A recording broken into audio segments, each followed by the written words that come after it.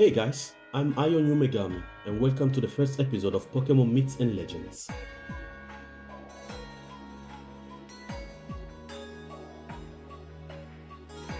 The mythology of the Pokemon world has always fascinated me, and I found it very frustrating how Game Freak never fully world builds on its fantastic regions, incredible characters, and fantastic Pokemons. How are religion practiced in the Pokemon world? Against which kingdom did that ancient kingdom go to war with? How did the relationship between Pokemon and humans develop? Is man a descendant of Mew? Has there ever been a major world event involving all regions of the Pokemon world, such as a world war? These and many questions still remain without any clear answer to this day, and my mission with this series of videos is to try to give you some sort of answers. Kinda. Today we're gonna talk about the folktale and legends surrounding the titanic bird Articuno, the Winter King. Disclaimers: this video is only made for entertainment purpose, and it wasn't made to speculate on the official lore of present or future Pokemon games.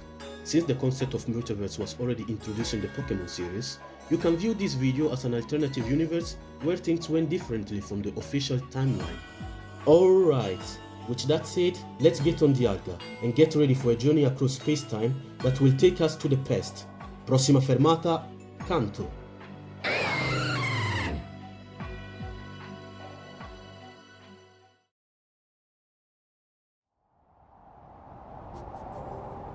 Articuno is a legendary Pokemon, venerated in Kanto as a deity associated with winter, north winds, and blizzards. With the flapping of his wing, he can freeze the air in the environment around him, causing snowfalls. Depending on the legends, Articuno appeared to hikers who were lost in mountains, either to give them the final blow or hide them. Because of these contradicting accounts, Articuno had both the duality of being the symbol of doom and good fortune. What transpires from the various folk tales and myths is that Articuno was a legendary who rescued people with good souls, while condemning those with twisted desires to succumb to the sheer cold of his winds. His ancient Cantonese name was Yukni Manjiroku, Blizzard Wing. Today in Kanto and Yoto, he is known as Freezer. Articuno has multiple nests on unreachable permafrost mountain peaks. As suggested by many studies and myths, the three legendary birds of Kanto appear to be the embodiment of winds and seasons. Articuno was the personification of north winds and winter. Articuno was a large avian Pokemon, whose feathers were made of ice. Articuno is the brother of Zapdos and Moltres, and together they were part of the Titanical Bird Trio. The three of them are ancestral dragon-flying Pokemon, from an unknown region of the Pokemon world, that survived the end of the Primal Age and the sixth-mass extinction of prehistoric Pokemon. This group of legendary Pokemon will end up taking residence in the Kanto region 110,000 years ago. Articuno was so big that people say he snatched big Pokemon such as Piloswine and Dugong the same way a Pidgeot would snatch a Rattata. He is mostly a neutral and peaceful Pokemon. It's very territorial, dooming those who enter in its territory with ill intentions. If provoked, it can get violent and freeze its victims. Legend says that before the arrival of winter, Articuno will fly through the region, making a loud racket with its wing and screech, increasing the snowstorm and cold winds in the region. Once finished, Articuno left the whole region covered with snow and ice. Articuno was first sighted in the Kamikemono, a bestiary of the 7th century. The author, Satoru Okido, never met the legendary himself, only using stories he heard about the Yukni Manjiroku instead. In the northern provinces of both Kanto and Yoto, the inhabitants used to cover the tomb of the deceased under a pile of snow, so that Articuno will assist the soul of their loved ones on their travel toward the afterlife. Some recent archaeological excavation in the ancient tombs of Mahogany discovered in them totems portraying Articuno, made out of never-melt ice. In the past, in several mountain villages, the name Yukni Manjiroku was also synonymous with mirage and hallucinations. Objects like the crystal feathers and the never-melt ice were often associated with Articuno. Among the gems of the former Cantonese imperial family, there were also a few crystal feathers from Articuno. The Alfian imperial family will later use them to forge the crown of Kanto.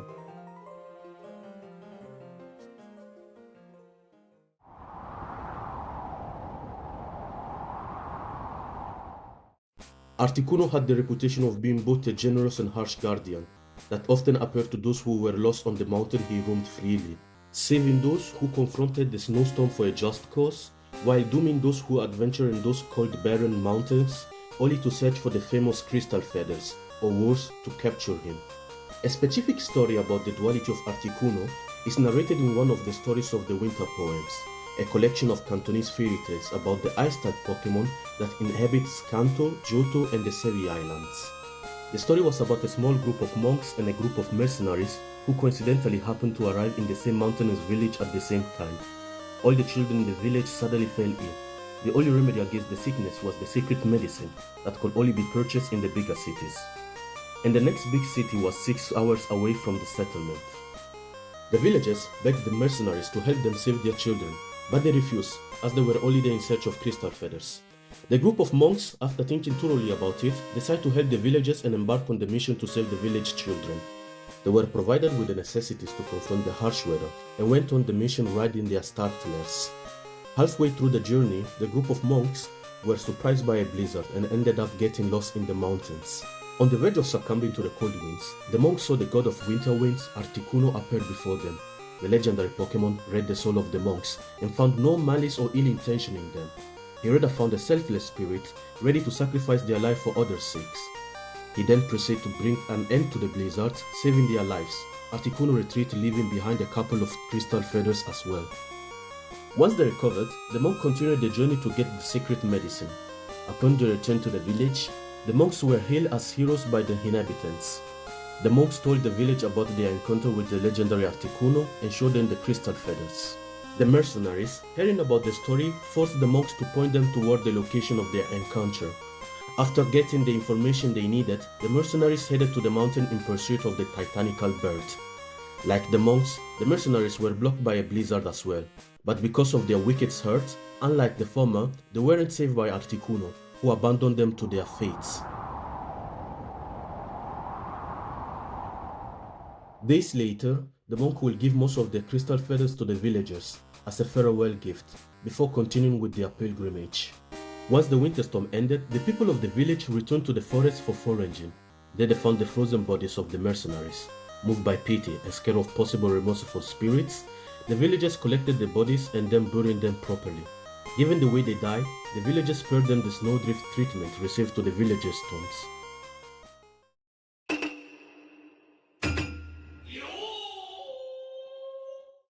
In the year 713, the legendary birds furiously awakened from their slumber. The awakening led to a series of disasters such as blizzard, thunderstorm, and wildfires to be unleashed on the Kanto region. This period of disaster will last up to 10 years. Military expeditions against these powerful Pokemon have all ended in failure. Exhausted, the 3 legendary birds returned to their hibernation around the year 747. After the disaster, legends regarding these 3 Pokemon began to widespread in the entire region, and the legend regarding Articuno, Zapdos, Moltres began to circulate in the neighboring nation as well. In the year 885, a severe blizzard attributed to Articuno's awakening hits Kanto. In one of her numerous adventure stories, the Onnamusha Kazumi Take ends up getting lost on a glacial mountain in the Indigo Plateau.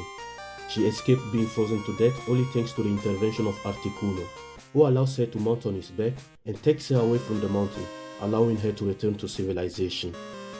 In Johto, Articuno was also known as the Winter King.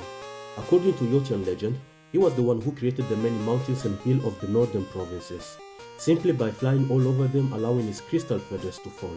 In the Bunraku puppet theater of Johto, Articuno was one of the characters that appear in the Bunraku play.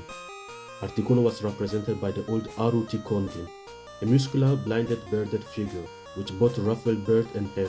Aruti Kondin was covered by a cloak at the mercy of the strong icy wind caused by himself. In the Buraku plays, the role of Aruti Kondin was that of the kidnapper of the priest Princess Cheresubi, promised bride of the Soul Silver hero Rugia in the Bunraku of Chanhut, or the Heart Gold hero Fenikoho in the Bunraku of Ecrutec. Thus, the hero's first quest was the rescue of Cheresubi, task that led to a fight against Aruti Kondin. The hero, after a long battle, finally defeated Aruti Kondin. In the Chanhut tradition, Aruti Kondin will end up becoming a follower of Rugia, while in the Ecrutec tradition, Fenikoho chased Aruti Kondin away from the region to the Indigo Plateau in Kanto.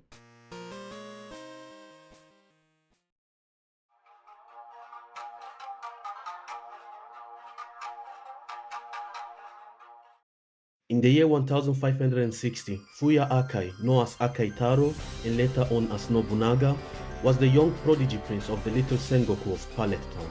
By this point, Kanto had been under the control of the Alpian Empire for over 200 years, and the wind of revolution was spreading all over the region. Akai Taro became the shogun of the Sengoku of Palette Town after his return from his journey in Johto from the Wheel Islands, with the legendary diving Pokemon Lugia as his companion. In his war effort, Akai Taro, together with his son Torue Akai, began a campaign of subjugation of the legendary birds. Articuno was the second to be defeated by the Akai family. With the defeat of Zapdos, the bird trio was reunited under the control of Torue Akai. The legendary trio will have a major role in the War of Independence against the Alpian Empire. Fuya Akai was killed during one of the last battles of the Zenith War near the Indigo Plateau while forcing out the invading army. Torue will take the role of Nobunaga in his father's stead, which Lugia acknowledged him as his new master. By the beginning of the 17th century, Torue sent the last Alpian soldiers and Pokemon back across the Tojo River, liberating Kanto and ending the 2-century-long war. Legend says that in the last days of the Zenith War between the Alpian Empire and the Cantonese Empire, Articuno, under the control of Torue, was ordered to unleash a snowstorm between the borders of Johto and Kanto, preventing the Alpian reinforcement from joining the Alpian army in retreat from Kanto, allowing the Cantonese samurai and Pokemon to give the final blow to the enemy army, granting them an overwhelming victory. Torue introduced the Shutsuruya religion, the cult venerating Akai Taro, Lugia, and the Titanic birds. After his death, Lugia and the Titanic bird ended up abandoning his successor, Kurato Akai, whom they did not deem worthy of their power, returning to roam freely in the world. In the year 1845, the imperial princess Minamikoma, which had the dream of modernizing Kanto, inspired by the deeds of the Nobunaga Akai Taro, abandoned the imperial court to go out in the search of the 3 titanical birds. During her journey, she was aided by her personal ninja guard Akane Aotsuke and the Ronin Burikian Kiromaru. The 4 had a shared interest in Northern West culture, modernity, democracy, and Northern literature. Aoisuke will sacrifice his life during the fight against Articuno. Thanks to his sacrifice, the group was able to subdue the last titanical bird. After managing to reunite the legendary bird, Minamikoma and the others headed to Fuxia, where they joined the revolting samurai of Fuxia and Chinabal, which whom they fought the very short but decisive Battle of Saffron. After the victory of Princess Minamikoma and the samurai army, the last Nobunaga, Kikyoi Aoi Asukana, resigned from her role, and so does the Emperor Sanozawa Fuji, who abdicates the imperial throne in favor of his niece Minamikoma. Akane died during the war, leaving Kiromaru the only survivor of the princess' personal guard. He will later become the trusted advisor of the new empress and the first prime minister of Kanto. The Nobunagafu was abolished, and power was restored to the imperial court. Minamikoma ascended to the cherry blossom throne, and her name was changed to Konoha Midori. In the years to come, she started reforms to modernize Kanto, in order to rival the Northern West colonial power, like the Galarian Empire and the Federation of Unova. After the deaths of Konoha and Kiromaru, the Titanical birds returned to liberty once again. The Titanical bird will take part on the Great World War, fighting alongside the Cantonese Empire. After the end of the war, exhausted, the Titanical bird retreated to their nest in order to recover. For its lethargy, Articuno decided to retreat on Seafoam Island, where to this day, legends say he still resides.